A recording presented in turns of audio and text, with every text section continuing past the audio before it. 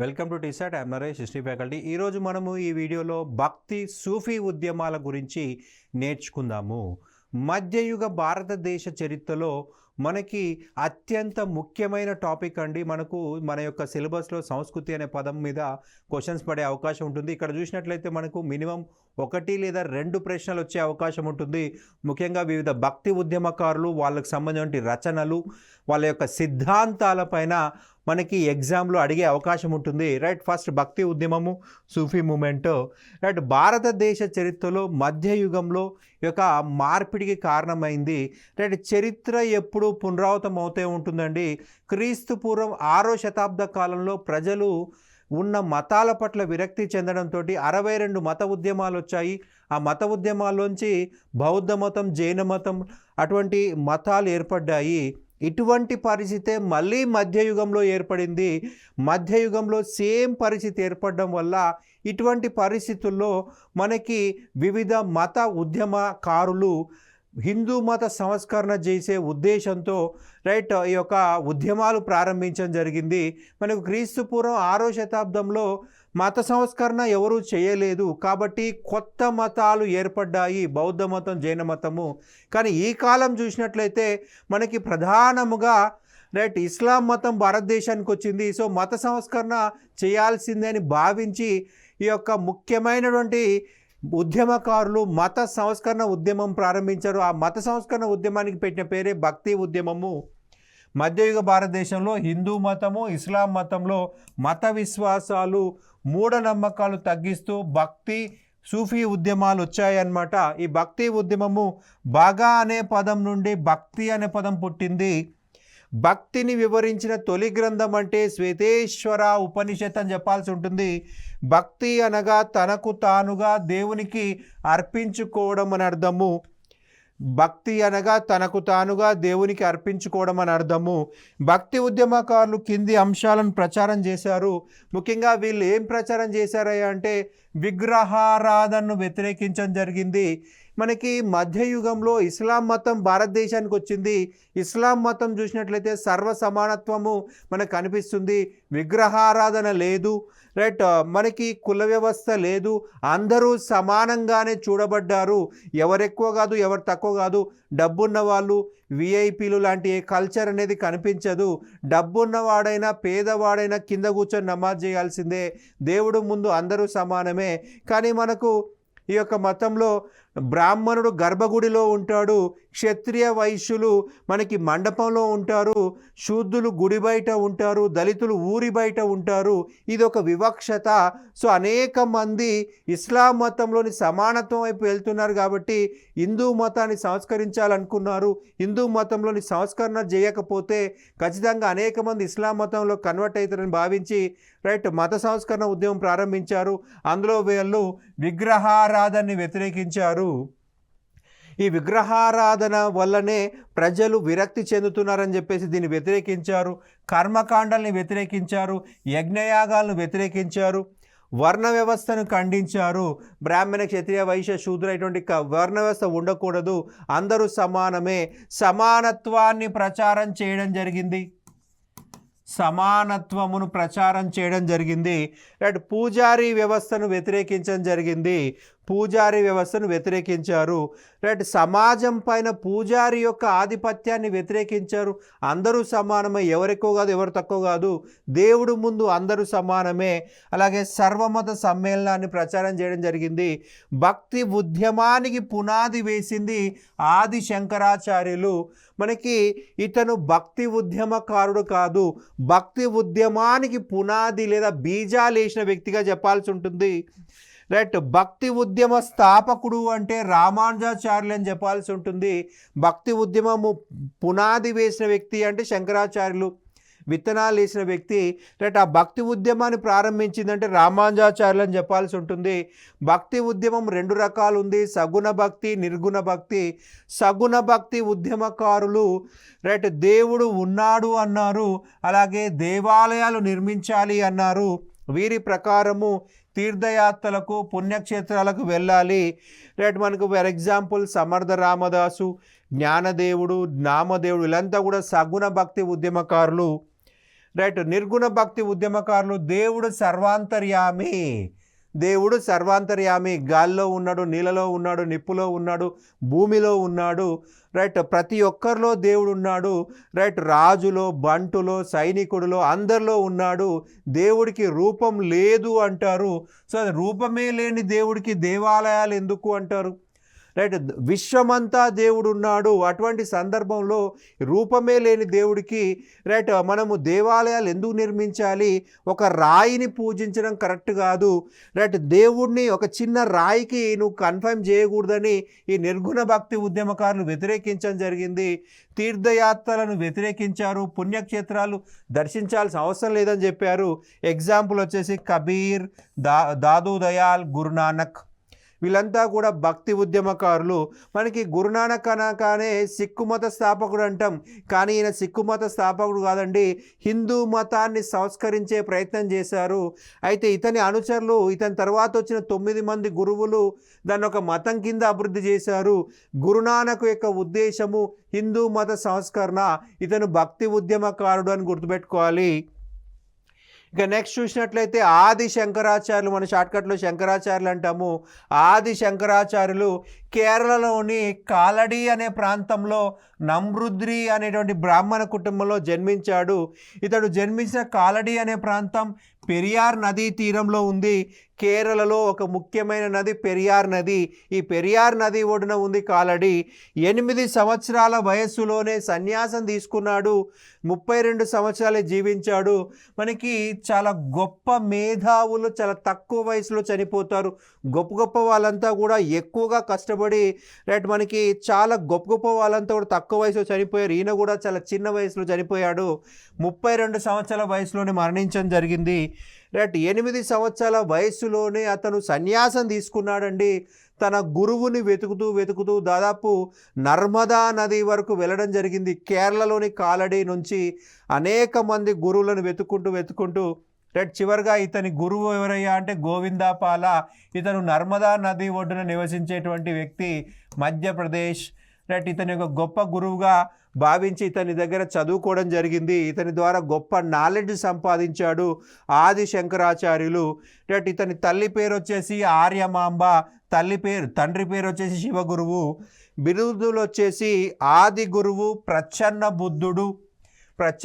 ఈ రెండు గుర్తుపెట్టుకోవాల్సి ఉంటుంది, ఆది గురువు, ప్రచ్ఛన్న బుద్ధుడు. అయితే టిప్పు సుల్తాన్ ఈ యొక్క ఆది శంకరాచార్యుల్ని జగద్గురు అని చెప్పేసి పొగిడాడు. జగత్తుకే గురువు టిప్పు సుల్తాన్. ఈ టిప్పు సుల్తాన్ అనే వ్యక్తి ఆది శంకరాచార్యుని జగత్తుకే గురువు, జగత్తు అంటే విశ్వానికే గురువు అంటున్నాడు ఆది శంకరాచార్యులు. ఎవరన్నారు? టిప్పు సుల్తాన్, మైసూర్ యొక్క రాజు. రైట్. ఇక మనకి ఆది శంకరాచార్యుల యొక్క గ్రంథాలు చూసినట్లయితే సౌందర్య లహరి, శివానంద లహరి, వివేక చూడామణి, భజగోవింద స్తోత్రం. మనకి భక్తి ఉద్యమంలోంచి వివిధ గ్రంథాలు అడిగే అవకాశం ఉంటుందండి. ఖచ్చితంగా గ్రంథాలు గుర్తుపెట్టుకోవాలి. రైట్. ఇతను బ్రహ్మసూత్రాలు, భగవద్గీత మరియు 12 ఉపనిషత్తుల్లో సహా ప్రధాన గ్రంథాలపైన 18 వ్యాఖ్యానాలు అంటే అందరికీ అర్థమయ్యే భాషలో రాయడమే వ్యాఖ్యానము. మనకి చాలా గ్రంథాలు పద్య రూపంలో ఉంటాయి. ఆ పద్యాలు అందరికీ అర్థం కావు, సామాన్య వ్యక్తులకు కూడా అర్థం కావాలి అంటే మాట్లాడుకునే భాషలో రాయాలి. దాన్ని ఏమంటున్నాము? వ్యాఖ్యానము అంటున్నాము.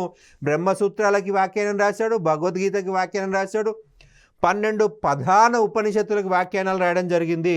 రైట్. ఇతను హిందూ మత ఏకం చేయడం కోసము భారతదేశానికి 4 దిక్కులా 4 శక్తిపీఠాలు ఏర్పాటు చేశారు. రైట్. ఇతనికంటే ముందు అనేక మతాలుగా, అనేక శాఖలుగా హిందూ మతం విడిపోయి ఉంది. మనకి వైష్ణవుల్లో కొన్ని వందల బ్రాంచులు ఉన్నాయి, శైవుల్లో కొన్ని వందల బ్రాంచులు ఉన్నాయి.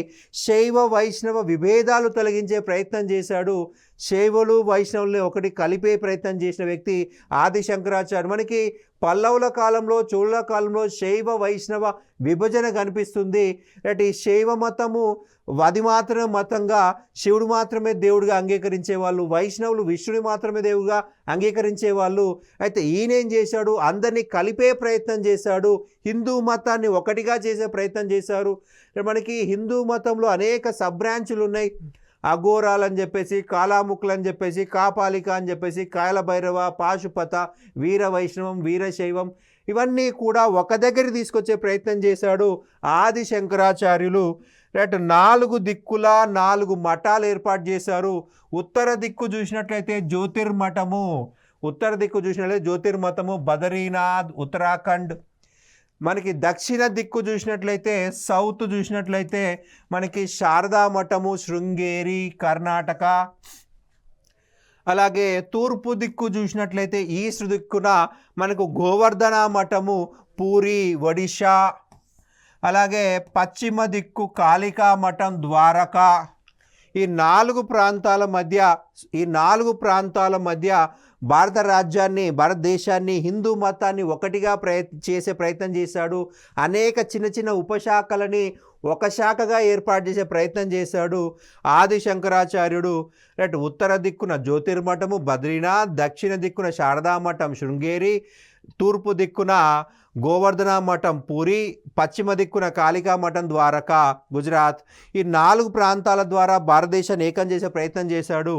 ఆది శంకరాచార్యులు విద్యార్థులు, అతని శిష్యులనే స్మార్తులు, అతని అనుచరులనే స్మార్తులు అని చెప్పేసి అంటారు. అద్వైత సిద్ధాంతమును చెప్పాడు. అద్వైత సిద్ధాంతమును రైట్ చెప్పడం జరిగింది ఆది శంకరాచార్యులు. మనకి అద్వైత సిద్ధాంతం ప్రకారం అంతా మాయా, అంతా మిథ్య, కంటికి కనిపించేదేది నిజం కాదు, బ్రహ్మన్ మాత్రమే నిజం అంటాడు. బ్రహ్మన్ అంటే దేవుడు, దేవుడు మాత్రమే నిజము. ఆత్మ అనేది నాశనం అయిపోతుంది.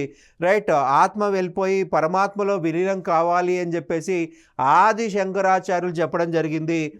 మనకి అంతా మాయ, అంతా మిథ్య. ఒకసారి ఆది శంకరాచార్యులు అతని శిష్యులతో పాటు అడవి గుండా ప్రయాణం చేస్తుండగా ఒక భారీ ఏనుగు కోపంతో పరిగెత్తుకొని వస్తూ ఉంది. సో అందరూ దూరంగా వెళ్ళిపోయి చెట్ల వెనుకల దాచుకున్నారు. ఆ ఏనుగు వెళ్ళిపోయింది. ఆ ఏనుగు వెళ్ళిపోయిన తర్వాత ఒక విద్యార్థి ఏమడిగాడంటే, ఒక శిష్యుడు ఏమడిగాడంటే, గురువు గారు మీరే చెప్పారు కదా అంతా మాయ, మరి ఏనుగు రావడం కూడా మాయే కదా, మనం ఎందుకు పారిపోవాలి, ఏనుగు రావడం కూడా మాయే కదా అని అడిగితే ఆది శంకరాచార్యులు ఏం చెప్పారంటే, ఏనుగు రావడం మాయ, మనం పారిపోవడం కూడా మాయే అని చెప్పేసి చెప్పడం జరిగింది. సో అంతా మాయా అని చెప్పాడు ఆది శంకరాచార్యులు అద్వైత సిద్ధాంతం ప్రకారము. ఆది శంకరాచార్యులు పునాది వేస్తే దాన్ని అభివృద్ధి చేసిన వ్యక్తి రామానుజాచార్యులు. సో అందుకేం చెప్పాలి, భక్తి ఉద్యమ స్థాపకుడు రామానుజాచార్యుడు. అతను పుట్టగానే పెట్టిన పేరు లక్ష్మణ. రైట్, ఎవరైనా కానీ జనరల్గా పుట్టగానే ఒక పేరు పెడతారు, తర్వాత మళ్ళీ దాన్ని మార్చే అవకాశం ఉంటుంది. రైట్, పుట్టినప్పుడు పెట్టిన పేరు లక్ష్మణ, తర్వాత కాలంలో ఇలయ పెరుమాల్గా మార్చడం జరిగింది. మార్చారు. అయితే రామానుజాచార్యగా సన్యాసం తీసుకునేటప్పుడు పెట్టుకున్న పేరు ఇది. పెట్టిన పేరు రామానుజాచార్యులు. శ్రీ పెరుంబుదూర్ అనే ప్రాంతంలో జన్మించాడు. ఇతను మరణించిన ప్రాంతం శ్రీరంగం అని చెప్పాల్సి ఉంటుంది. శ్రీరంగము. రామానుజాచార్యులు తిరుక్కనంబి యాదవ ప్రకాశ వద్ద చదువుకోవడం జరిగింది. తిరుక్కనంబి యాదవ ప్రకాశ. రైట్, ఒకరోజు తన ఇంటికి భోజనానికి ఆహ్వానించడం జరిగింది. ఈ తిరుక్కనంబి యాదవ ప్రకాశ వచ్చేసి వైశ్య కులస్థుడు. రైట్, వీళ్ళేమో బ్రాహ్మణులు. రైట్, తంజమాంబ ఇతని యొక్క భార్య. రైట్, గురువు వచ్చేసరికి లేట్ అయిపోయింది. ఇతను సరే గురువు ఈరోజు రాడేమో అనుకొని సంధ్యావందనం కోసం వెళ్ళడం జరిగింది. ఆ లోపే గురువు వచ్చాడు, తిన్నాడు, వెళ్ళిపోయాడు. ఈ తంజమాంబ ఏం చేసిందంటే, ఇతను తక్కువ కులస్థుడు కాబట్టి చీపురితో ఆ తిరుక్కనంబి యాదవ ప్రకాశ తిన్నటువంటి విస్తరిని చీపురుతో బయటపడేసింది. ఒక వైశ్య కులస్తుడు తక్కువ కులస్తుడు కాబట్టి ఇల్లంతా కూడా అలకడం జరిగింది. సో ఆ విషయాన్ని తన భర్తకు చెప్పింది. సో తను విరక్తి చెంది సన్యాసం తీసుకున్నాడండి.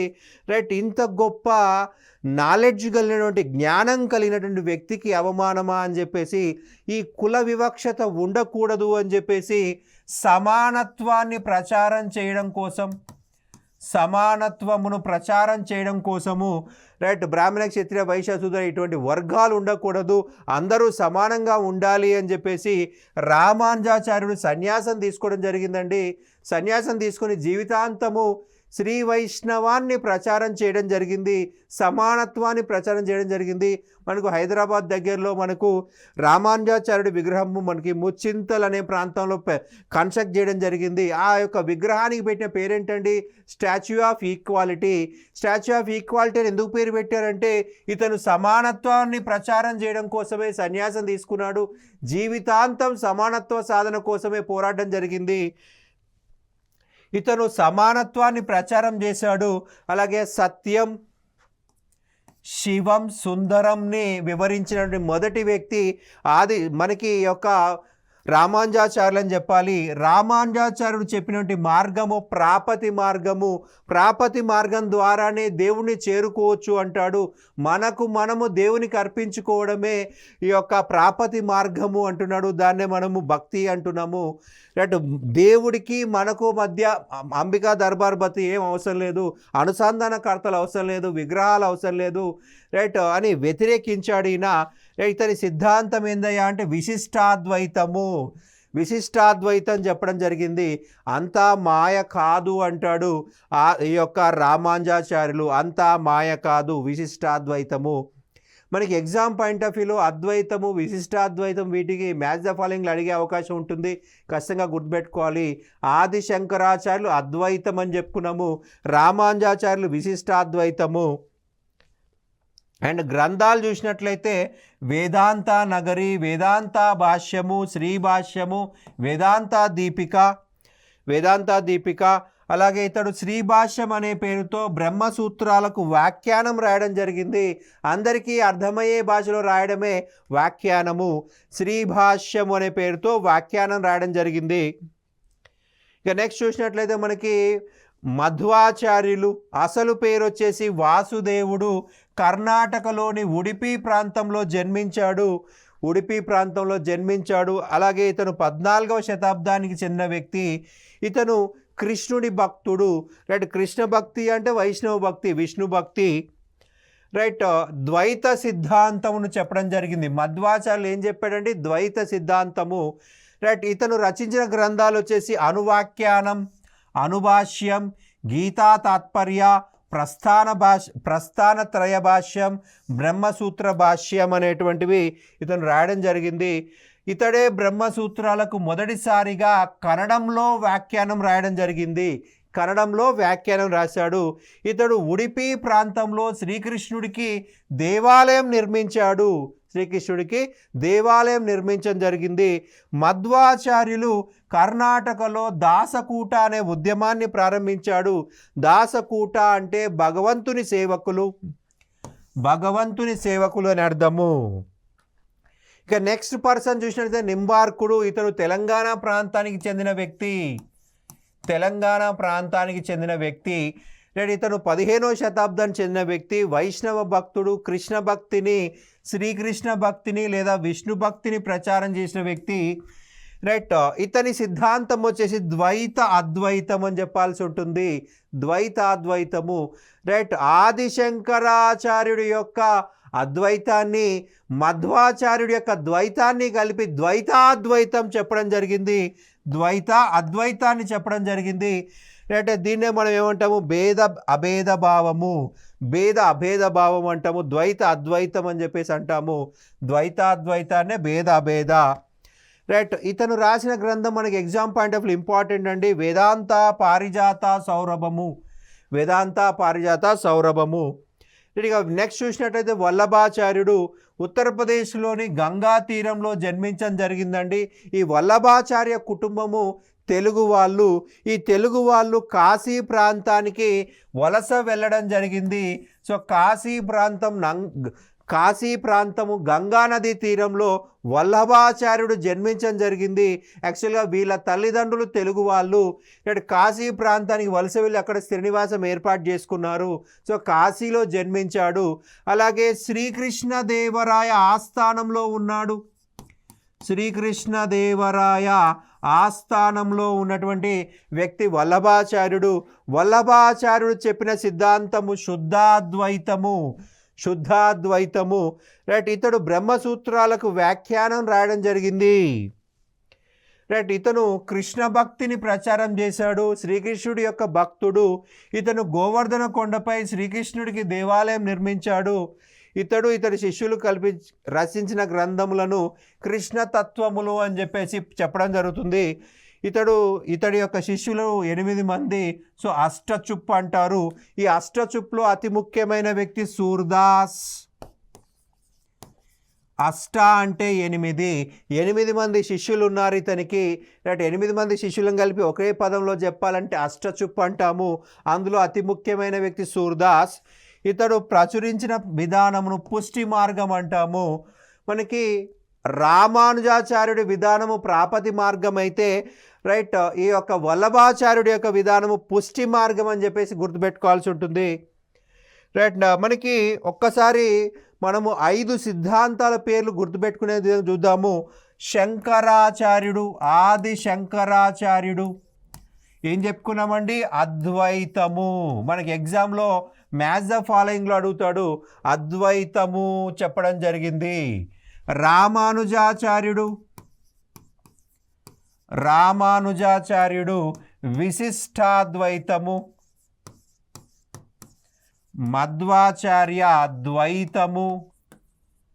రైట్. అలాగే నింబార్క ద్వైతాద్వైతము. అలాగే ఫైనల్గా వల్లభాచార్య శుద్ధాద్వైతము. రైట్. ఈ 5 గురించి మనం ఆల్రెడీ చెప్పుకున్నాం. మరొకసారి ఎందుకు రాసామంటే ఇది మ్యాథ్స్ ద ఫాలోయింగ్లో ఎగ్జామ్లో అడుగుతారు. శంకరాచార్య అద్వైతము, రామానుజాచార్య విశిష్టాద్వైతము, రైట్, మధ్వాచార్య ద్వైతము, నింబార్క ద్వైతాద్వైతము, వల్లభాచార్య శుద్ధాద్వైతం. ఇవి కంపల్సరీగా గుర్తుపెట్టుకోవాలి.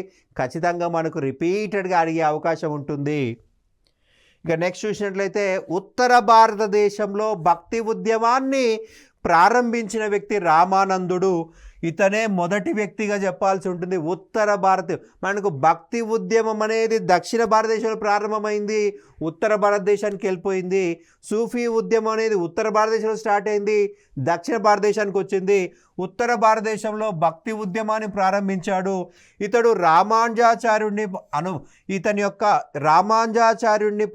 అతని యొక్క సిద్ధాంతాన్ని పాటించాడు. విశిష్టాద్వైతమును, అలాగే సమానత్వం అనే భావాన్ని ప్రచారం చేశాడు. సింపుల్గా చెప్పాలంటే అతని యొక్క అనుచరుడనే చెప్పుకోవాలి, శిష్యుడనే చెప్పుకోవాలి. డైరెక్ట్ శిష్యుడు కాకపోయినా సిద్ధాంతాలు ప్రచారం చేశాడు కాబట్టి శిష్యుడు అంటాము. ఆనంద భాష్యం అనే పేరుతో బ్రహ్మసూత్రాల పైన రామానందుడు వ్యాఖ్యానం చేయడం జరిగింది. అండ్ ఇంకొక పాయింట్ గుర్తుపెట్టుకోవాలండి. రైట్. ఇతను హిందీని మొట్టమొదటిసారిగా భక్తిని ప్రచారం చేయడానికి ఉపయోగించుకున్నాడు.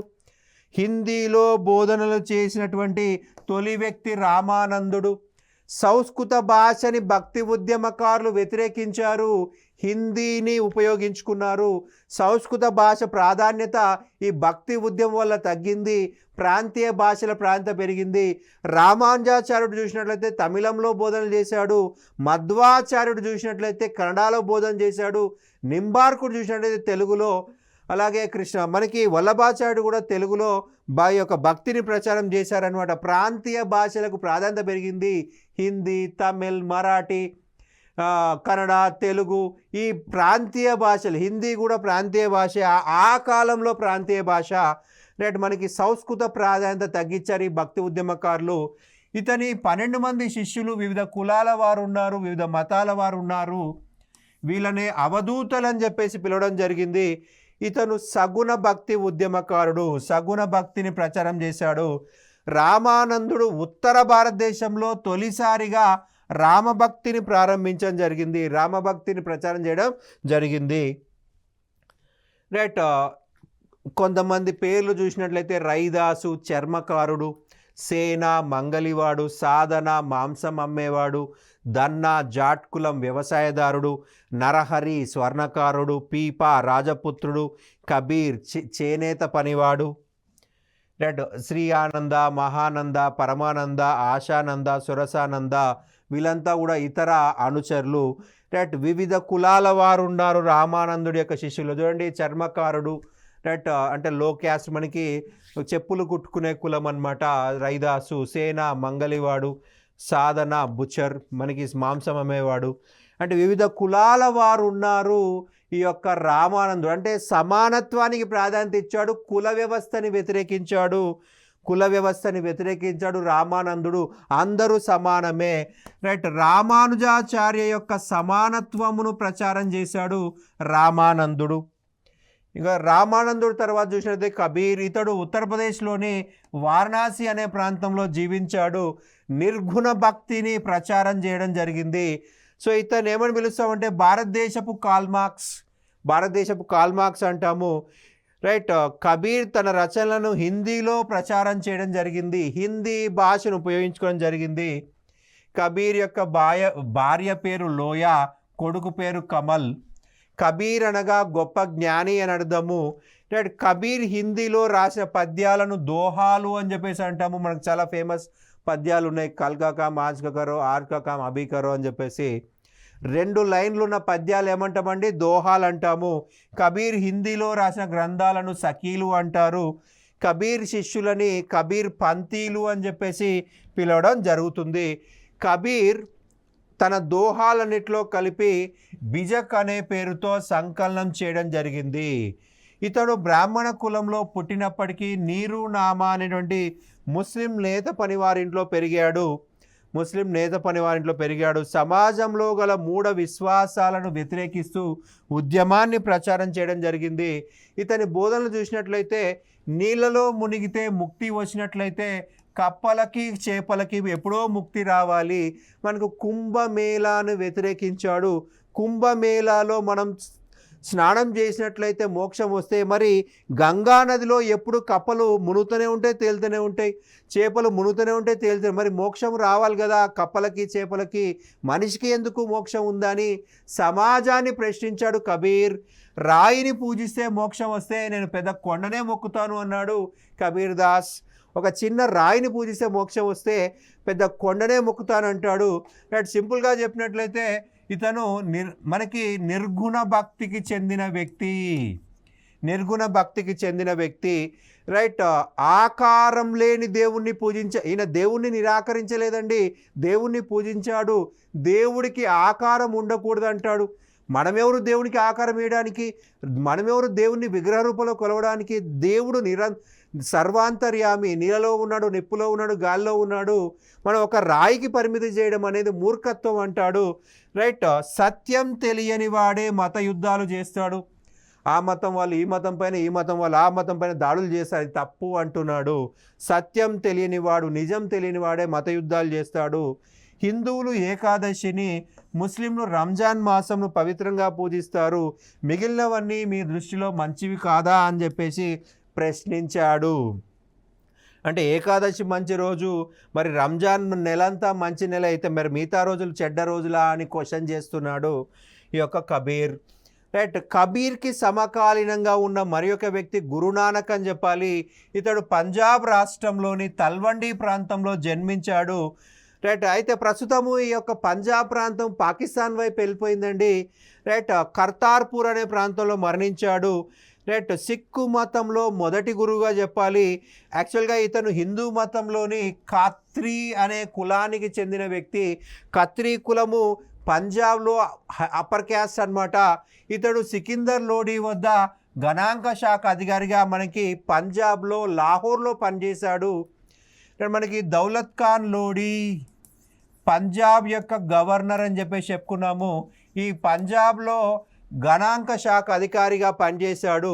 యాక్చువల్గా గురునానక్కి చిన్నప్పటి నుంచి కూడా మెడిటేషన్ చేస్తూ ఉండేవాడు. కానీ ఇతని తండ్రి ఏమో ఇతన్ని అకౌంటెంట్ చేయాలనుకున్నాడు.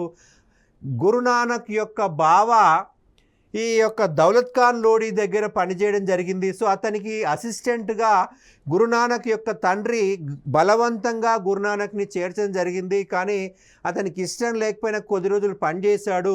పనిచేసి తర్వాత అతను బయటకు వచ్చేసాడు. సుల్తాన్పూర్ సమీపంలోని 1499లో బియాస్ నది ఒడ్డున ఈయనకు జ్ఞానోదయం అయింది. రైట్, ఇతనికి జ్ఞానోదయం అయింది. పూర్తిగా సన్యాసిగా మారిపోయాడు.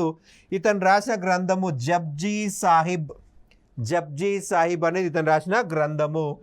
రైట్, సిక్కు మతం చూసినట్లయితే సిక్కు అనగా శిష్యుడు అని అర్థము. సింగ్ అనగా సింహము. సిక్కు మతంలో 10 మంది గురువులు ఉన్నారు.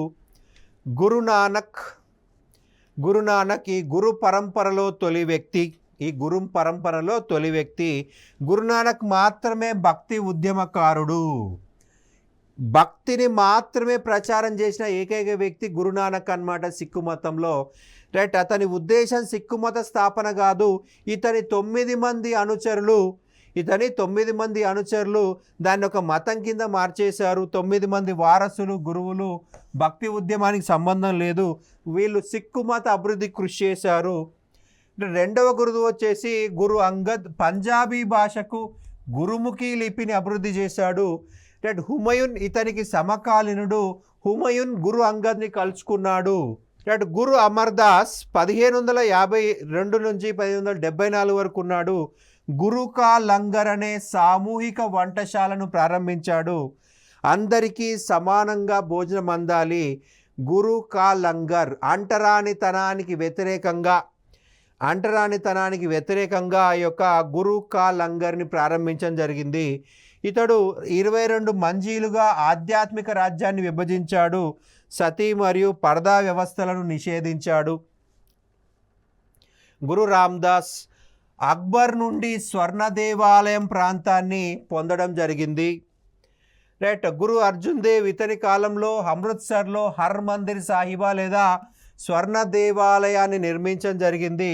ఇతడు సిక్కుల పవిత్ర గ్రంథమైన ఆది గ్రంథ్ లేదా గురు గ్రంథ్ సాహిబా గ్రంథంను రచించాడు. ఆదాయంలో 10వ వంతు గురువుకు చెల్లించే మన్సద్ అనే పద్ధతిని ప్రవేశపెట్టాడు. అయితే ఇతను రాజకీయాల్లో ఉండడం వల్ల రైట్ ఇతన్ని జహంగీర్ ఉరి తీయడం జరిగింది. రైట్, 6వ గురువు గురు హరగోవింద్. ఇతను మొఘల్తో యుద్ధాలు చేశాడు.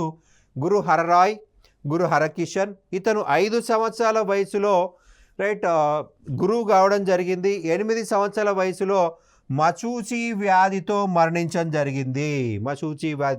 స్మాల్ పాక్స్ అని చెప్పేసి అంటాము.